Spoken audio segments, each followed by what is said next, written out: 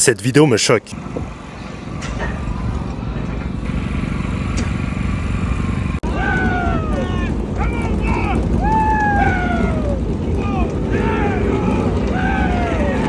Vous avez sûrement vu passer ces images. L'humoriste Drusky, lors d'un événement NASCAR, transformé en caricature de redneck. Blanc, maquillage blanc, bronzage excessif, et même ce geste qui a fait scandale. Cracher aux pieds de personnes noires. Résultat, plus de 50 millions de vues, des milliers de commentaires et une polémique mondiale. Certains en rient, d'autres dénoncent une whiteface. Et là, la comparaison avec le blackface est apparue. Mettre dos à dos ces deux pratiques, c'est une erreur. Le whiteface, c'est une blague ponctuelle. Eddie Murphy l'a fait dans Saturday Night Live en 1984, en se déguisant en banquier blanc, pour montrer les privilèges invisibles des blancs.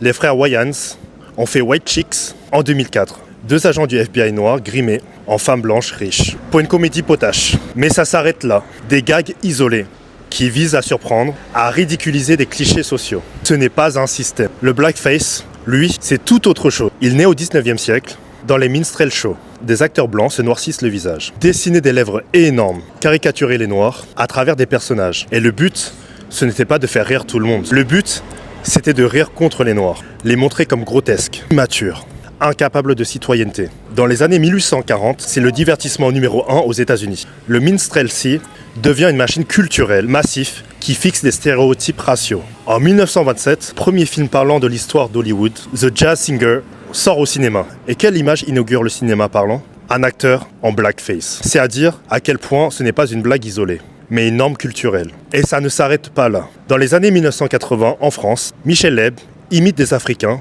grimés en noir. En prime time, sans aucun problème. Même dans les années 2000, certaines pubs et sketchs recyclent encore ces clichés. Le blackface est une infrastructure culturelle, un rituel collectif d'humiliation, un outil qui a permis à la société blanche de se mettre au centre en réduisant les noirs à des caricatures. Et encore aujourd'hui, ces images continuent de vivre. La figure du noir violent, bruyant, incontrôlable, c'est un héritage direct des minstrel shows. Ces clichés nourrissent les contrôles aux faciès, discrimination à l'embauche ou la suspicion permanente dans les lieux publics. Le whiteface, au contraire, n'a jamais été une industrie. Le terme whiteface apparaît récemment, dans un climat saturé par les polémiques, autour de la cancel culture. Autrement dit, le whiteface n'est pas une pratique historique, mais un symptôme, celui de la fragilité blanche. Parce que voir un noir caricaturer un blanc, surtout un redneck raciste, ça dérange. Pourquoi ? Parce que pour une fois, le dominant est représenté comme ridicule. Alors oui, on peut rire, mais il faut savoir de qui on rit, et surtout contre qui on rit. Appeler le whiteface l'équivalent du blackface, c'est effacer toute une histoire. C'est faire croire qu'une blague contre les blancs aurait le même poids qu'un siècle de blackface. Qu'un siècle de culture fondée sur l'humiliation des noirs. Le blackface a servi à déshumaniser. Le whiteface n'a jamais fait système. Ne mélangeons pas tout. Ne laissons pas les mots travestir l'histoire.